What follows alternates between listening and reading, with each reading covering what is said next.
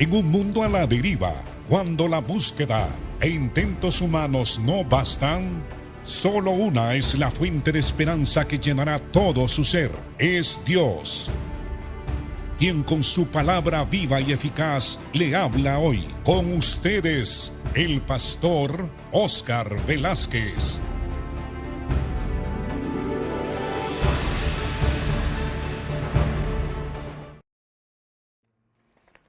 Bienvenidos hermanos a su programa Viva y Eficaz. Hoy vamos a hablar del tema de la resurrección de Cristo. También vamos a abordar el tema de la redención que Cristo realizó al dar su vida en la cruz para beneficiarnos a nosotros. Esto lo he pensado así porque ya estamos prácticamente en la Semana Santa. Hay dos grandes fiestas cristianas a nivel mundial. La Semana Santa, que se enfatiza sobre los sufrimientos de Jesucristo, su muerte expiatoria en una cruz y los resultados de esa muerte que beneficia a los que somos miembros de la Iglesia del Señor, porque le hemos recibido a Él como nuestro Salvador y nuestro Redentor. Pero también Jesucristo, además de morir, Él también resucitó. Así que en los días de la Semana Santa a nivel mundial, los cristianos utilizamos los días de feriado para salir a ciertos lugares en retiro espiritual o para tener estudios que hablan o explican el significado teológico de la muerte de Cristo en las afueras de la ciudad de Jerusalén, acontecimiento que ya tiene más de 2000 años. Aprovechamos ese tiempo para enseñar, para instruir, para capacitar a la iglesia, para que la iglesia tenga una visión más amplia de la obra que Cristo realizó en la cruz, cómo Él expió los pecados de todos nosotros, cómo Él se presenta como el libertador de los pecadores, como el Redentor, porque Él dio su vida como un rescate a favor del hombre pecador. Él pagó un precio, el precio de su propia vida, porque la muerte de Cristo fue una muerte vicaria. Pero también no solamente hablamos del significado doctrinal, teológico de la muerte de Jesucristo, sino que el Señor resucitó al tercer día después de haber sido sepultado. Y entonces aprovechamos la ocasión para hablar del significado de la resurrección de Cristo, los efectos de la resurrección en la misma persona de Cristo, como también los efectos de la resurrección o resultados de la resurrección en su iglesia, en cada uno de nosotros que somos cristianos. Entonces vamos a hablar de la resurrección de Cristo. Después vamos a hablar de la redención, de la liberación que Cristo realizó en la cruz para dar vida a su pueblo.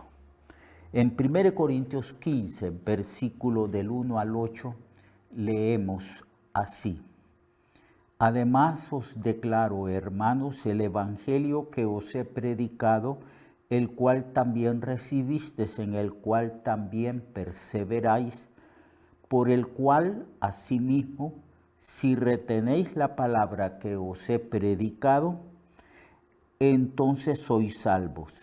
Y si no, creísteis en vano, porque primeramente os he enseñado lo que asimismo yo recibí, que Cristo murió por nuestros pecados conforme a las Escrituras, y que fue sepultado y que resucitó al tercer día conforme a las Escrituras, y que apareció a Cefas, es decir, a Pedro, y después a los 12 juntos. Después apareció a más de 500 hermanos a la vez, de los cuales muchos viven aún y otros ya duermen. Después apareció a Jacobo, después a todos los apóstoles, y al último de todos, dice el apóstol Pablo, como un abortivo me apareció a mí. El apóstol Pablo desarrolla toda una tesis de la resurrección de nuestro Señor y Salvador en el capítulo 15 de la epístola a los Corintios. Él enfatiza que la doctrina de la resurrección de Cristo es una doctrina vital, fundamental, y hay algunos teólogos que dicen que la resurrección de Cristo es la columna vertebral del cristianismo, porque sin la resurrección no puede haber perdón de pecados. Eso es lo que declara el apóstol Pablo en esta epístola de Corintios en el capítulo 15. Dice que si Cristo no ha resucitado, entonces todos los que profesamos fe en Cristo estamos aún en pecado. Ya no habría esperanza alguna, porque si Jesucristo resucitó, entonces si Jesucristo no resucitó, entonces Él estaría muerto. ¿Y cómo podríamos tener esperanza de vida eterna y de perdón de pecados confiando en alguien que está muerto? Y si Cristo no resucitó, Pablo declara que vana es nuestra fe y que si solamente tenemos fe en el tiempo presente hasta el día de nuestra muerte, pero no podemos tener la esperanza de la resurrección, porque si Cristo no resucitó, entonces no hay resurrección de muertos. Entonces Pablo desarrolla la tesis de la resurrección de Cristo y pone o desarrolla argumentos y manifiesta también algunos ejemplos de aquellas personas que lo vieron resucitado. Y Pablo expone argumentos y pruebas indubitables de que ciertamente Cristo murió por nuestros pecados conforme a las Escrituras y que también el Señor Jesús resucitó al tercer día conforme a cómo estaba profetizado. Desde el Antiguo Testamento se ha profetizado de que Jesucristo iba a resucitar. Este es el argumento de Pablo. Y él dice que es necesario enfatizar, enseñar, para convencer a los cristianos de que ciertamente Cristo ha resucitado de entre los muertos. Porque si Él fue resucitado por el poder del Padre, también nosotros que hemos creído en Cristo y que hemos muerto en Cristo con la esperanza de la vida eterna, también nosotros vamos a resucitar. De la misma manera como Cristo resucitó de entre los muertos. Porque si Él vive, nosotros también viviremos. Entonces Pablo habla de la resurrección y nos dice que es una doctrina fundamental. A lo largo de la historia del cristianismo, los enemigos de Cristo, del Evangelio, los enemigos de Dios y los enemigos de los cristianos han tratado de refutar o de destruir o han tratado vanamente de demostrar que no hubo resurrección de entre los muertos. Pero Cristo se presentó vivo y las Escrituras declaran que el Señor ha resucitado entre los muertos y que hay pruebas indubitables ciertamente de que Cristo resucitó. Es una de las doctrinas más amplias y es una de las doctrinas más que se ha escudriñado más de ella, y es una doctrina sostenida firmemente por pruebas que no se pueden dudar. Entonces, al resucitar Cristo, vamos primero a estudiar dos cosas. Primero, ¿qué efecto causó en el mismo Señor Jesucristo cuando Él resucitó? ¿Y qué efecto causa la resurrección de Cristo en la iglesia, en nosotros que hemos creído en Él? Jesucristo entonces nos declara la Escritura que resucitó en primer lugar para recibir toda autoridad en el cielo y en la tierra. Inmediatamente que Jesucristo resucitó, se apareció a ciertos apóstoles. También se les apareció a las mujeres que el primer día de la semana, el día domingo, fueron al sepulcro con la intención de ungir el cuerpo de Cristo. Pero cuando llegaron a la tumba, la piedra estaba removida y el sepulcro estaba vacío. Y unos ángeles se les apareció a las mujeres.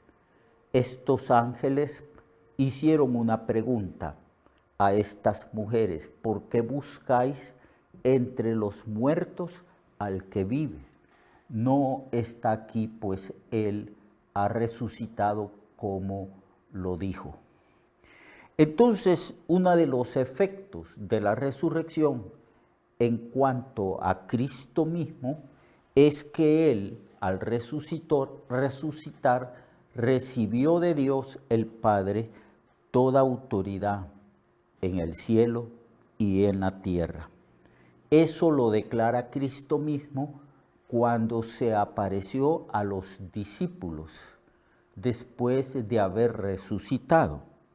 Y él dice el texto bíblico en Mateo 28, versículo 18 y 19, y Jesús se acercó y les habló diciendo: toda potestad me es dada en el cielo y en la tierra, por tanto, id y haced discípulos a todas las naciones, bautizándoles en el nombre del Padre y del Hijo y del Espíritu Santo, enseñando a las personas, a los discípulos, que guarden todas las cosas que yo os he mandado. Aquí se declara pues que Cristo, al triunfar sobre el pecado, al triunfar sobre el sepulcro, o sea, sobre la muerte, y al triunfar también sobre los poderes de las tinieblas, es decir, triunfando sobre Satanás y sobre los principados y potestades de las tinieblas, entonces a Jesucristo se le dio toda autoridad en el cielo y en la tierra. Él está ejerciendo toda autoridad. Él ha recibido esa autoridad porque Él fue obediente hasta la muerte y muerte de cruz. Pero esto también tiene implicaciones benignas, ventajas para nosotros, para la iglesia, porque el Señor, al recibir autoridad en el cielo y también en la tierra, Él puede delegar, y así lo hizo. Él delegó esa autoridad a la iglesia.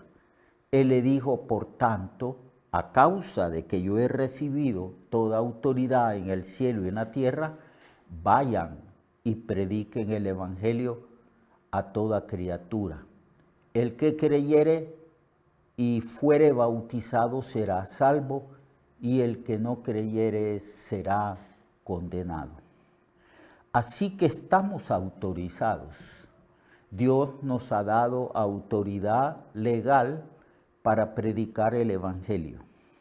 Eso implica que nadie puede de ninguna manera desautorizarnos a nosotros, porque hemos recibido la autoridad directa de Jesucristo, que es Dios hecho hombre. Y no hay autoridad más grande, más alta que la de Dios. Por eso Él dijo, toda autoridad me es dada en el cielo y en la tierra. Y como consecuencia de esto, el Señor entregó autoridad a la iglesia para que vayamos y prediquemos el evangelio. La historia nos enseña que a lo largo de los años en que se ha predicado el evangelio en todo el mundo, han habido ciertos gobiernos, ciertas personas poderosas, ciertas circunstancias en que la iglesia ha sido perseguida y donde se ha conminado o amenazado a la iglesia a que no predique el evangelio. Pero la iglesia ha recibido esa autoridad legal de predicar la palabra de Dios y el evangelio de Jesucristo directamente dada por Dios. En ese sentido, ningún poder humano ni ningún poder angélico podrá jamás impedirnos o desautorizarnos a que no prediquemos el evangelio. Ya nosotros hemos recibido la autoridad de Cristo, y así como Cristo ha recibido autoridad en el cielo y en la tierra, Él, a causa de su resurrección y de su triunfo aquí en la tierra sobre Satanás, sobre el pecado y sobre el sepulcro, el Señor nos ha autorizado para que prediquemos el evangelio. Nos ha dado también su Santo Espíritu, para que nosotros tengamos la habilidad, la fuerza, el poder, el dinamismo, para que con denuedo y poder prediquemos el evangelio. Y ese poder no solamente se manifiesta en la predicación del evangelio, en la salvación de pecadores, sino que también ese poder se manifiesta cuando la iglesia ora por los enfermos. Entonces los enfermos son sanados y surgen milagros, prodigios y portentos hechos por mano de los miembros de las iglesias, a causa de que el Señor nos ha dado toda autoridad. Mañana vamos a seguir hablando de las implicaciones de la resurrección en Cristo y también en nosotros, la iglesia. Lo espero pues el día de mañana. Dios le bendiga. Recuerde que su vida puede cambiar y mejorar, porque la palabra de Dios es viva y eficaz, y más cortante que toda espada de dos filos. Hebreos 4:12. Nuestra oración y deseo es que esta palabra predicada lleve mucho fruto. Le esperamos en el próximo programa, a esta misma hora y en esta misma estación. Esta es una producción de Ministerios Reflexionarte, en colaboración con Cirkenu Network.